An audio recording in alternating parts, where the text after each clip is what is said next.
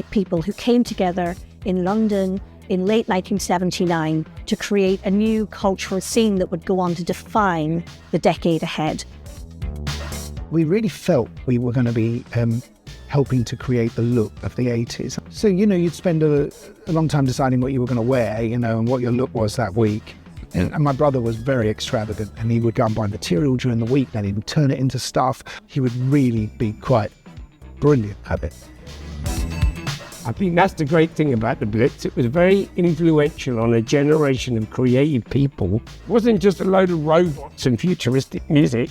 It was current, classic, beautiful music, Bowie, Roxy, and obviously all this new music that I was playing.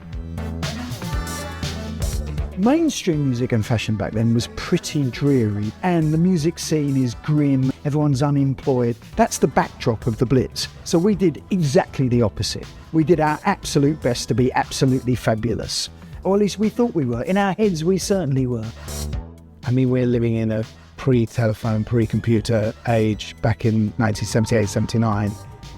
There was an ability to create mystique. And you created that mystique, or Steve Strange did, by deciding who could come in and who couldn't come in. Even then, as young kids, that mystique would give our band a much more impetus. And of course now, with telephones, it's impossible to create any sense of mystique.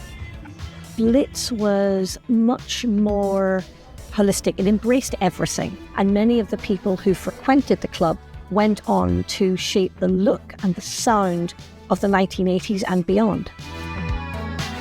I think the Design Museum have done a great job in really expressing all the influences that went into creating that moment, and then all of the stuff that came out of that, how it became rather conventional in the 80s. But if it hadn't have been for those kids in that room, maybe none of the 80s as we know it would have happened.